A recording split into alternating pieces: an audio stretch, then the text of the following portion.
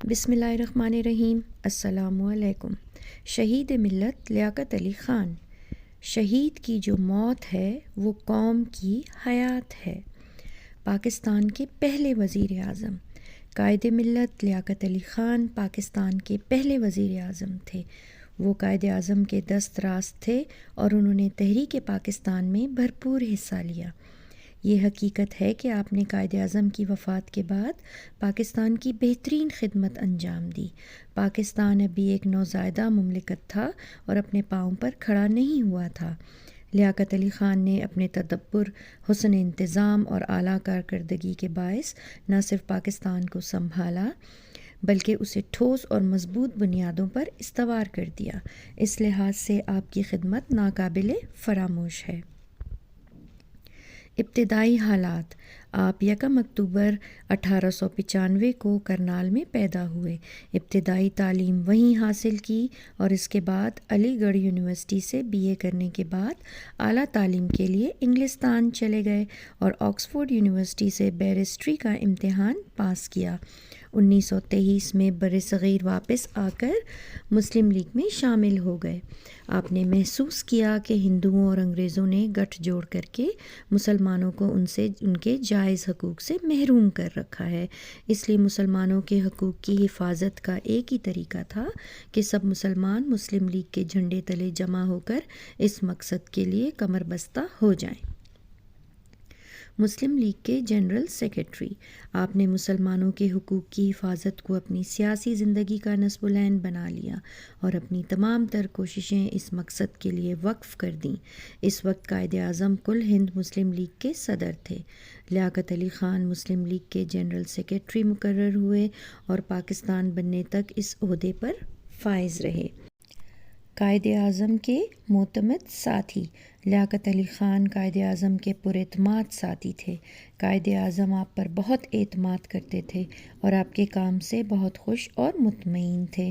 دسمبر 1943 میں ایک موقع پر تقریر کرتے ہوئے قائد اعظم نے فرمایا، لیاقت علی خان میرے دست راست ہیں۔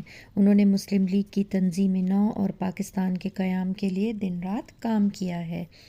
جو بوجھ انہوں نے اپنے کاندھوں پر اٹھایا ہے اس کا کوئی اندازہ نہیں کر سکتا۔ آپ کو ایک طویل عرصے تک قائد اعظم کے قریب رہنے کا موقع ملا۔ وہ ان کے رفیق اور مزاج شناس تھے۔ وہ ان کے ارادوں اور طریقوں سے واقف تھے، اس لیے انہوں نے پاکستان کو اسی راہ پر آگے بڑھانے کی کوشش کی جس پر قائد اعظم اسے ترقی دینا چاہتے تھے۔ لیاقت کا خون: آپ نے اپنی زندگی پاکستان، اسلام اور انسانیت کی خدمت کے لیے وقف کر رکھی تھی۔ ایک بار آپ نے بڑے پرجوش انداز میں فرمایا تھا، پاکستان کی حفاظت، عزت اور بقا کے لیے اگر خون بہانے کی ضرورت پیش آئی تو لیاقت کا خون اس میں شامل ہوگا۔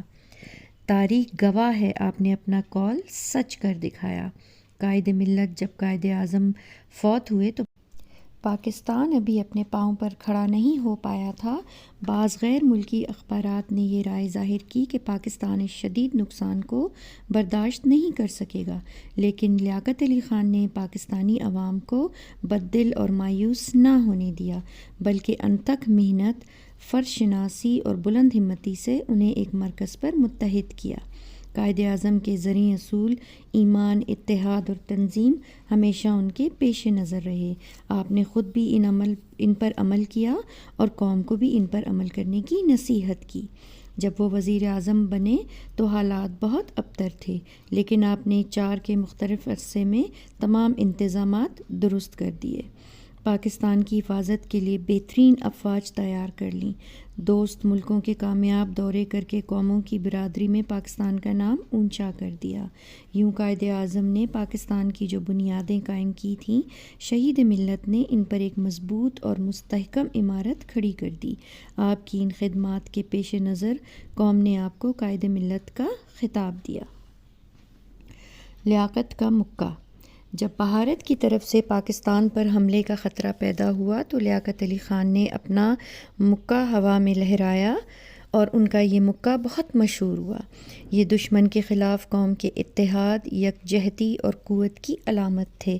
دشمن پر اس مکے کا ایسا رعب پڑا کہ اسے پاکستان کے خلاف جارحیت کرنے کی جرأت نہ ہوئی۔ اس وقت جنرل محمد ایوب خان پاک افواج کے کمانڈر ان چیف تھے۔ وہ اپنی کتاب رینز ناٹ ماسٹرز اوے طائر لاہوتی اس رزق سے موت اچھی میں لکھتے ہیں، جب ہمارے وزیر اعظم نے دشمن کو مکہ دکھایا تو پنڈت نہرو ڈر گیا تھا، حالانکہ میرے پاس صرف 13 ٹینک تھے۔ اس کا سبب واضح تھا، دشمن مسلمان قوم کے جذبہ جہاد سے خائف تھا۔ وہ جانتا تھا کہ جب یہ قوم میدان جہاد میں اترتی ہے تو پھر پہاڑ اور سمندر بھی اس کا راستہ نہیں روک سکتے۔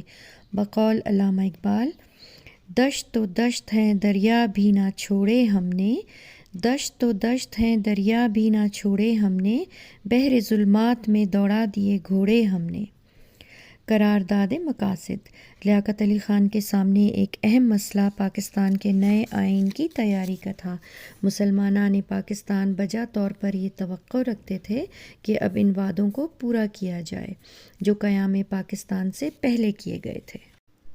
چنانچہ لیاقت علی خان نے 17 مارچ 1949 کو دستور ساز اسمبلی کے سامنے ایک قرارداد پیش کی جو قرارداد مقاصد کے نام سے مشہور ہے۔ اسے پاکستان کے تمام مکاتب فکر کے 31 علماء نے 22 نکات کی صورت میں متفقہ طور پر تیار کیا تھا۔ اس قرارداد میں وضاحت کی گئی تھی کہ حاکمیت صرف اللہ تعالیٰ کی ہے، ہم اس کے بندے ہیں اور ہم اپنے اختیارات ان حدود کے اندر استعمال کریں گے جن کی وضاحت قرآن و سنت میں کر دی گئی ہے۔ آئین کی بنیاد آزادی، جمہوریت، مساوات، انصاف اور رواداری کے اسلامی اصولوں پر رکھی گئی ہے کے مطابق بسر کر سکیں۔ اس کے ساتھ ساتھ یہاں کے غیر مسلم باشندوں کو اپنے مذہب پر چلنے، اس کی حفاظت کرنے اور اپنی روایات کو ترقی دینے کی پوری آزادی ہوگی۔ اس قرارداد کا پورے پاکستان میں پرجوش خیر مقدم کیا گیا۔ قائد ملت اور طلبہ۔ قائد ملت کو طلبہ کے معاملات سے گہری دلچسپی تھی۔ وہ طلبہ کو قوم کا بیش قیمت سرمایہ سمجھتے تھے اور ان سے بہت توقعات رکھتے تھے۔ ایک موقع پر آپ نے طلبہ سے خطاب کرتے ہوئے فرمایا، آپ اپنا سارا وقت علم حاصل کرنے کے لیے صرف کر دیں اور اپنی تمام ذہنی صلاحیتیں علم حاصل کرنے کے لیے وقف کر دیں۔ ہمیں ہر شعبہ زندگی میں ماہرین کی ضرورت ہے۔ اگر آپ نے اپنا وقت علم حاصل کرنے میں صرف نہ کیا تو پاکستان کو چلانے کے لیے ایسے ماہرین نہ مل سکیں گے جن کی ہمیں اشد ضرورت ہے۔ ایک اور موقع پر آپ نے فرمایا، میں طلبہ سے کہوں گا کہ انہیں اعلیٰ کردار کا مالک بننا چاہیے۔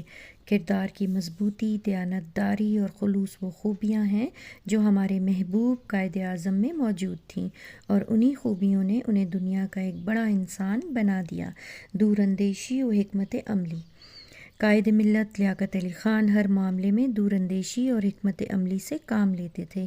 ایک دفعہ آپ ایک جلسہ عام سے خطاب کر رہے تھے کہ جلسے کے کچھ لوگوں نے احتجاج کیا اور جلسہ گاہ میں ہنگامے کی کیفیت پیدا ہو گئی۔ جلسہ گاہ میں موجود پولیس صورتحال کو کنٹرول کرنے کی کوشش کر رہی تھی۔ اس موقع پر ذرا سی بے احتیاطی صورتحال کو مزید بگاڑ سکتی تھی، لیکن قائد ملت نے دانش مندی سے کام لیتے ہوئے فرمایا، میں پولیس کو حکم دیتا ہوں کہ وہ جلسہ گاہ سے باہر چلی جائے۔ یہ میرا اور میرے بھائیوں کا معاملہ ہے، اس میں پولیس مداخلت نہ کرے۔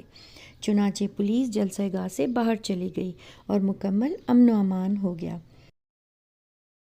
شہادت۔ 16 اکتوبر 1951 کی سپہر کو آپ ایک جلسہ عام سے خطاب کرنے کے لیے راولپنڈی تشریف لائے۔ ابھی آپ تقریر کے لیے کھڑے ہی ہوئے تھے اور آپ یہ الفاظ کہے ہی تھے، برادران اسلام کے سید اکبر نامی ایک بدبخت شخص نے آپ پر گولی چلا دی اور آپ زخموں کی تاب نہ لاتے ہوئے وفات پا گئے۔ آخری وقت آپ کی زبان پر یہی الفاظ تھے، خدا پاکستان کی حفاظت کرے۔ قائد ملت کی زندگی ایک مجاہد کی زندگی اور ان کی موت ایک شہید کی موت تھی۔ بقول اقبال، شہادت ہے مطلوب و مقصود مومن، نہ مال غنیمت نہ کشور کشائی۔